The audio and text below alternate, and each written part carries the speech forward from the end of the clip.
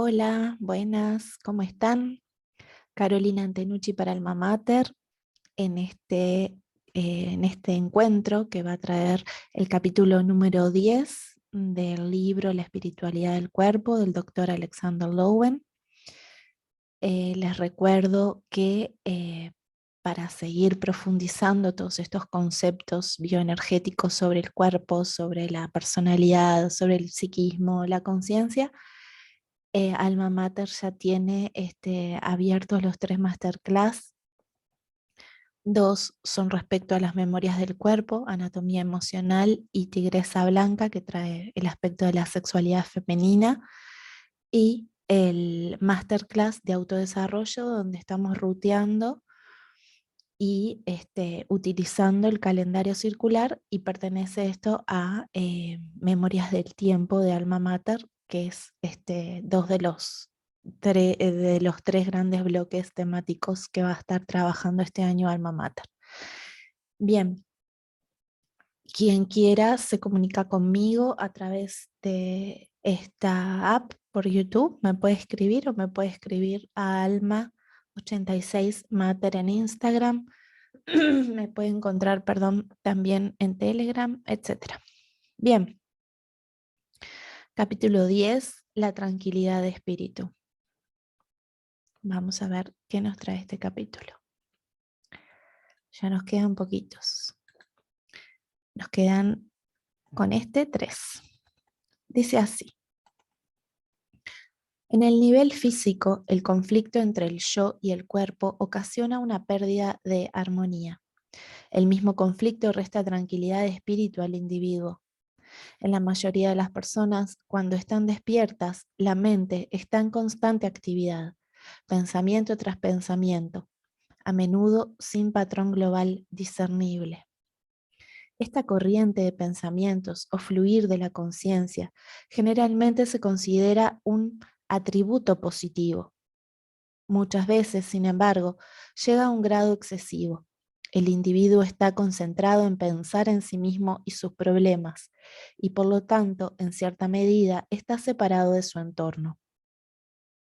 La constante atención a lo que pasa por la mente disminuye la sensación de contacto con los demás y con el medio, debilita el sentido espiritual y reduce la capacidad de amar, porque el amor, como la espiritualidad, depende de la posibilidad de tender más allá del propio yo. La reconcentración no solo afecta a la capacidad de trascender el yo, sino a la identificación del individuo con su verdadero yo, que es el estado sensible de su cuerpo.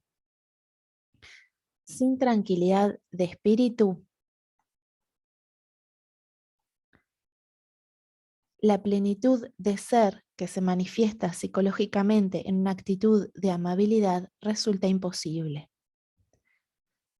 En unos pocos individuos de inteligencia superior, esa hiperactividad mental puede conducir a teorías científicas brillantes.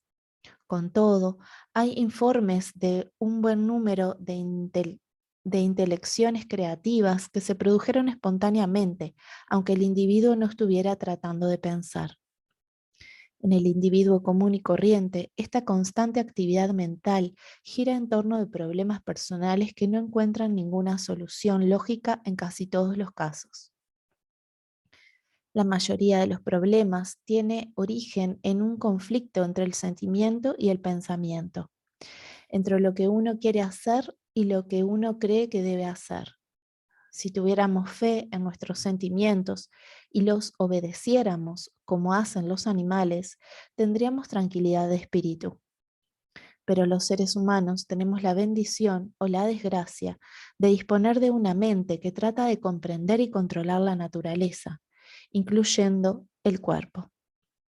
El hombre no es Dios, sin embargo, su conocimiento es limitado y su comprensión imperfecta. Creyendo que sabe y pensando que tiene razón, el hombre se vuelve contra la naturaleza. Es una batalla que no puede ganar, pero que tiene miedo de perder. En tanto siga luchando, en tanto exista conflicto en su personalidad, el hombre no puede tener tranquilidad de espíritu. Desde luego, el grado de conflicto y la intensidad de lucha varían según las personas. Debemos entender que la tranquilidad de espíritu proviene de la armonía dentro del yo y con la naturaleza. En el capítulo 2 señalaba que para distenderse se requiere energía. También es cierto lo inverso. Si no nos apaciguamos, no podemos acumular las reservas de energía que necesitamos para enfrentar las exigencias de la vida moderna. Y para apaciguarnos, debemos habitar plenamente nuestro cuerpo. Cuanto más lo hacemos, menos dependemos exclusivamente de nuestro yo consciente. Un principio básico de la bioenergía es que un individuo pierde contacto con cualquier parte del cuerpo que sostenga una tensión muscular consciente. Cuanto más rígido está el cuerpo, menos sensaciones tiene el individuo y más se asemeja su cuerpo a una máquina. Al mismo tiempo, el cerebro se vuelve más activo y el individuo comienza a basar su sentido del yo en los procesos mentales. El cuerpo se convierte en poco más que un aparato para transportar la cabeza y llevar adelante los pensamientos. Hay muy poca vida en una persona así y no mucha espiritualidad. La vida del individuo rígido se convierte en una lucha constante por encontrar una solución al conflicto interno que mantiene. Durante el día su cerebro está constantemente agitado. Por la noche el individuo es presa de una sucesión ininterrumpida de sueños. Los sueños representan un esfuerzo inconsciente por resolver y liberar los conflictos y tensiones del cuerpo. Aunque las imágenes oníricas tienen lugar en el cerebro, todo el cuerpo participa en el acto de soñar. Sabemos que el sueño va acompañado de rápidos movimientos de los ojos y excitación sexual, pero también es posible hablar, llorar o gritar en sueños, incluso dar golpes o patadas con ira. Durante el sueño, el yo baja la guardia, lo que debilita sus inhibiciones. La tensión que da lugar al sueño puede ser resultado de una experiencia reciente o de una experiencia infantil reprimida. También puede tener origen en la tensión inherente a la naturaleza humana, es decir, en el conflicto entre la mente sapiente y el cuerpo instintivo, entre la individualidad y la identificación, entre el control y la fe. El conflicto tiene un potencial tanto creativo como destructivo. Un debate entre individuos que sustentan dos puntos de vista opuestos puede conducir a una comprensión más profunda. Una guerra entre ellos, en cambio, tendría consecuencias destructivas, independientemente de quién la ganara. Los antiguos chinos eran muy conscientes de la necesidad de armonía entre posiciones antitéticas y fuerzas opuestas. Acá me voy a permitir hacer un paréntesis para quienes están en el grupo de autodesarrollo del calendario circular. Em, Recién hoy, el día es 10 de febrero, hace no menos de una hora estábamos hablando de cómo aplicar el principio de incertidumbre para sincronizar las emociones. Estábamos hablando de esto de esta aparente contradicción del tiempo y las emociones que se actualizan a través de los circuitos químicos y obviamente eh, neuronales y físicos. Estábamos hablando justamente de estas dos posiciones antitéticas de fuerzas opuestas. Cuando algo está fijo, si yo observo lo fijo, no puedo observar lo que está en movimiento, y si yo observo lo que está en movimiento, no puedo observar lo que está fijo. Esto es física cuántica. Me cierro paréntesis. Bien, hoy en día podríamos lograr esa armonía integrando las filosofías oriental y occidental. La vía occidental a la tranquilidad de espíritu se hace a través del proceso conocido como análisis o terapia. La vía oriental a través de la meditación. Examinaré cada una de ellas por separado y mostraré cómo se pueden integrar. Para empezar, debemos reconocer que la mayoría de los esfuerzos terapéuticos fracasan en el intento por ayudar al individuo a resolver sus conflictos y encontrar tranquilidad de espíritu. En mi opinión, hay dos razones básicas para este fracaso. Una es la falta de comprensión del terapeuta de la índole del problema y la otra, relacionada con la anterior, una excesiva dependencia de la intelección para modificar la conducta. A lo largo de este libro he insistido en la necesidad de observar el cuerpo y sus movimientos, interpretar su expresión para comprender al individuo y para evaluar y tratar sus trastornos emocionales. Estos trastornos están estructurados en el cuerpo y se manifiestan en la pérdida de armonía. Un análisis o terapia que se centra principalmente en el problema o síndrome aparente no constituye un enfoque holístico porque no abarca al individuo en su globalidad. La meta de recuperar la armonía no puede lograrse trabajando exclusivamente a través de la mente. Es un error creer que los conflictos emocionales profundos se pueden resolver a través del mero razonamiento consciente. La mayor parte de nuestras acciones y conductas está gobernada por sentimientos e impulsos de los que podemos ser conscientes o no. El análisis busca atraer a estas fuerzas inconscientes, por amenazadoras que sean, a la conciencia.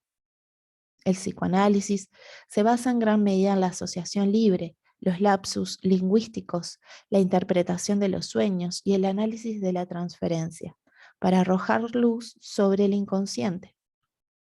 El análisis junguiano se apoya más en la interpretación de los sueños, pero como estos métodos son indirectos, en la mayoría de los casos no ocupan la profundidad necesaria. Aún si los pacientes toman conciencia de algunas motivaciones inconscientes, esa intelección no conduce por lo general a un cambio significativo. Las actitudes y conductas neuróticas se han incorporado en gran medida al cuerpo por medio de tensiones musculares crónicas sobre las cuales la mente no tiene ningún control. Paréntesis mío, estos son los holdings o corazas energéticas, cierro paréntesis. Estas tensiones deben ser eliminadas primero para lograr una verdadera solución del conflicto. La bioenergética es una técnica más poderosa y eficaz que el solo análisis, porque ofrece una ruta más directa al inconsciente. Por vía de leer el lenguaje del cuerpo, el terapeuta puede detectar de inmediato los conflictos de la personalidad de un paciente en las zonas de rigidez y tensión crónicas. Trabajando con el cuerpo, como se explicaba en los capítulos anteriores, el paciente aprende a percibir estas tensiones y a ponerse en contacto directamente con el subconsciente. Este enfoque no deja de lado el uso del análisis verbal, incluyendo la interpretación de los sueños y el análisis de la resistencia a la transferencia, pero el principal foco de atención es el cuerpo. La rigidez se ablanda, las tensiones crónicas se aflojan y el cuerpo se libera para sentir la vida del espíritu y recobra su gracia natural. En la mayoría de los casos, una persona no puede lograr esto sola. Los sentimientos suprimidos son en general demasiado atemorizadores como para experimentarlos sin el apoyo y la comprensión de un terapeuta que actúa como una guía en el camino al subconsciente del paciente.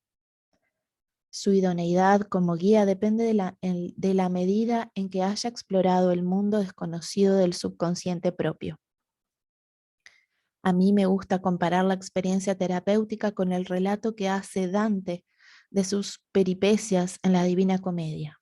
Cuando el poeta se encuentra perdido en un bosque frente a 3 animales feroces, apela a Beatriz, su protectora en el cielo.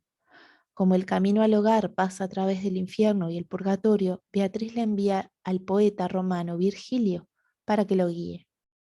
Al atravesar el infierno, Dante ve los castigos impuestos a los pecadores. El recorrido es peligroso porque un paso en falso lo dejaría atascado en alguno de los abismos del infierno. Solo gracias a la guía de Virgilio puede Dante pasar a salvo a través del infierno y el purgatorio. El paciente en terapia atraviesa una experiencia similar en el camino hacia el autoconocimiento y la salud. Su propio infierno privado consiste en los sentimientos dolorosos que suprime para poder sobrevivir. Desesperación, pánico, furia, humillación. Las tensiones musculares crónicas que ocasionan estos sentimientos no pueden aflojarse del todo hasta que los sentimientos son atraídos a la conciencia y expresados. Ese proceso requiere la ayuda de un terapeuta que hubiera enfrentado su infierno, que conociera sus peligros y atravesara su propia salida. En su gran mayoría, las personas de hoy están suspendidas entre el cielo y el infierno, atisbando al uno o al otro ocasionalmente. Podemos experimentar momentos de júbilo, pero con demasiada frecuencia sentimos que podríamos caer en un abismo. La única salida a esta situación precaria es hacer lo que hizo Dante, explorando el infierno personal, descendiendo a las profundidades del propio ser con la luz de la conciencia. Se elimina el infierno, que solo puede existir en la oscuridad. De manera similar, cuando los sentimientos suprimidos son atraídos a la conciencia y aceptados, ya no pueden seguir atormentándonos. En un seminario bioenergético, una paciente se puso frente al grupo de participantes y proclamó el odio que sentía hacia su madre, por no permitirle ser una persona y por no ser una persona ella misma. La madre de Jane nunca había expresado sus sentimientos ni le había permitido a su hija expresar los suyos. Era una mujer sumisa que exhibía una sonrisa forzada y fingía que todo andaba bien. El padre de Jane era un individuo más bien poco inteligente, rústico y cerrado, que despreciaba a las mujeres, incluida su hija. Jane, una mujer atractiva con cuerpo de muñeca, acudió a la terapia quejándose de que tenía el cuerpo totalmente entumecido, de la cabeza a los pies. Aunque no padecía ningún trastorno orgánico, nunca había tenido sensaciones sexuales. Su único deseo era que le demostraran cierta bondad, pero salía con hombres que la utilizaban y trabajaba con superiores que la explotaban. Tenía razones de sobra para ser colérica. En el curso de una prolongada terapia, Jane fue reviviendo lentamente. Su cuerpo recobró la sensibilidad, comenzó a sentirse mejor como persona y aprendió a defender sus derechos. Pero al llegar al momento del seminario todavía no había recobrado su sexualidad, aunque percibía lo profundamente que le habían herido y lo triste que estaba por la pérdida de una parte tan grande de su vida. Cuando proclamó su odio delante del grupo, contraía la cara, fruncía los ojos y apretaba los puños, temblorosos. Su aspecto era diabólico. Parecía como si toda la furia del infierno se hubiera desencadenado en su estallido.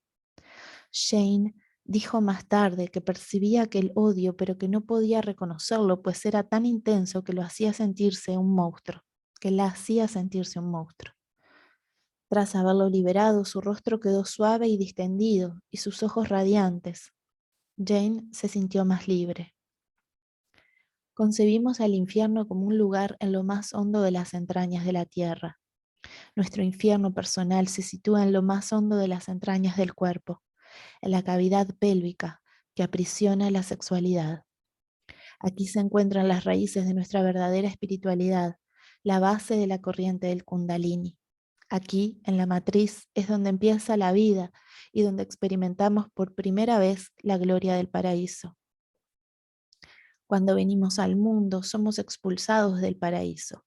Podemos recuperar esa sensación de gloria cuando, en la seguridad de los brazos de nuestra madre, nos prendemos de su pecho. También la podemos tener cuando la seguridad del amor de nuestro compañero nos unimos a él en un abrazo sexual. Hay otras ocasiones en las que experimentamos el júbilo de la plenitud, pero eso depende de que estemos en contacto con la parte más profunda de nosotros mismos. Reconocemos ese contacto cuando notamos esa onda de excitación fluir a través del cuerpo a la base pélvica y a través de las piernas hasta el suelo. Las religiones orientales reconocen la importancia de que el individuo salga de su cabeza y descienda a las profundidades de su ser. La técnica usada es la meditación. Al aquietar los ruidos parásitos de la mente, nos permite escuchar los sonidos del alma. Las reglas de la meditación son muy simples. El individuo debe encontrar un rincón apacible libre de los sonidos y las distracciones del mundo exterior.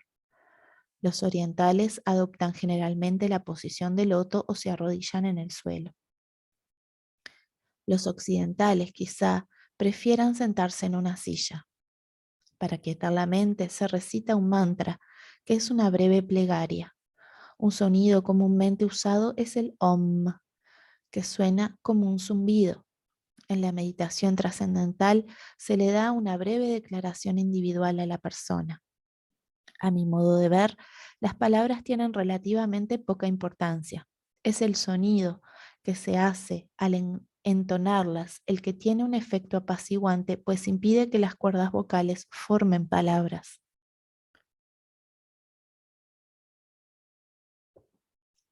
Se ha demostrado que las cuerdas vocales están activas cuando pensamos, aunque las palabras que forman no tengan sonido.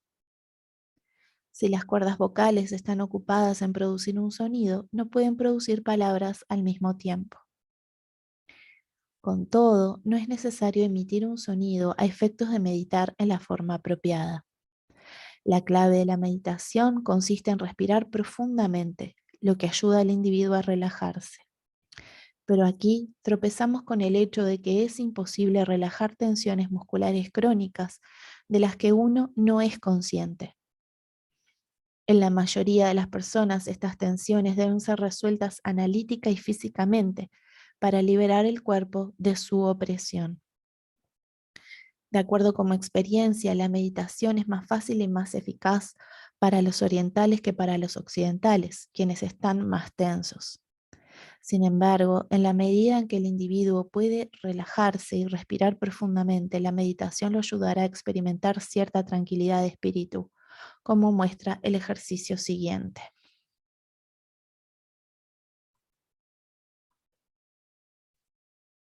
Dice así, ejercicio 10.1. Busque un lugar silencioso. Siéntese en una silla dura, de modo que los pies queden totalmente apoyados en el suelo y derechos. Levante la cabeza y siéntese lo más erguido que pueda. Sienta la espalda en el asiento de la silla. Deje que los brazos descansen flojos sobre las rodillas. No se ponga rígido, porque esto malogrará la finalidad del ejercicio. Cierre los ojos y concéntrese en la respiración sin hacer ningún esfuerzo particular en ello. Advertirá que la respiración y la inspiración y la expiración se suceden de manera espontánea. Sentirá la onda respiratoria, la onda de excitación, a través de su cuerpo, fluyendo hacia arriba cuando inspira y hacia abajo cuando expira. Siga concentrándose en la onda, dejando que fluya cada vez más profundamente al vientre y la pelvis. Para lograrlo, debe relajar la parte inferior del cuerpo, dejando que el vientre salga hacia afuera y que caigan las nalgas. La mayoría de la gente sostiene la base pélvica levantada, como observábamos en el capítulo anterior. Siente la onda respiratoria fluir hacia abajo hasta la base pélvica. Continúe con este ejercicio durante unos 10 minutos si puede. Mantenga la mente firmemente centrada en los movimientos de inspiración y expiración para percibir la pulsación básica del cuerpo. Tal vez la sienta a través de todo el cuerpo, desde los pies hasta la cabeza. De ser así, es posible que tome conciencia de que forma parte del universo pulsátil. En este momento, uno se desprende del yo y se introduce en lo universal. Termina el ejercicio. Yo aplico un tipo de meditación que resulta muy útil. Mientras camino, centro la atención en el cuerpo para sentir cada uno de sus movimientos. Cuando puedo dejar que me levanten las piernas, siento una unión con el cuerpo, el suelo y el entorno. La respiración se hace espontáneamente más profunda, llegando a la pelvis. La mente deja de formar palabras a medida que persigue las sensaciones del cuerpo. Uso la misma técnica en los ejercicios bioenergéticos. El principio consiste en sentir el cuerpo. Los ejercicios están diseñados para conseguirlo. Es un principio que se puede aplicar a todas las actividades. Uno vive plenamente el presente cuando habita plenamente su cuerpo. El estado de conciencia se extiende tan profundamente dentro del cuerpo que uno siente la pulsión de la vida. Así es como funcionan los animales. Un gato tendido al sol que mira por la ventana es el cuadro perfecto de un organismo en paz consigo mismo y con el mundo. Nosotros, los seres humanos, experimentamos ese estado cuando nuestro presente incluye el pasado y determina el futuro, y la tradición sirve como eslabón conector. Hace siglos, la gente vivía conforme a mitologías que mantenían el pasado vivo en el presente y un futuro claramente definido. En una cultura como la nuestra, en permanente cambio, las conexiones entre el pasado, el presente y el futuro se rompen a menudo. Cuando el pasado es suprimido y olvidado, el futuro se vuelve peligroso e inseguro. En el capítulo 8, veíamos los efectos nocivos que se producen en la personalidad cuando se aíslan las conexiones entre los segmentos mayores del cuerpo. Ahora estamos contemplando el mismo problema desde una perspectiva más global. Aquí voy a hacer la acotación de que los segmentos mayores del cuerpo se refiere a los que comienzan de forma cefalocaudal, digamos el segmento ocular, después el segmento oral, después viene el segmento cervical, el segmento diafragmático y así, ¿tá?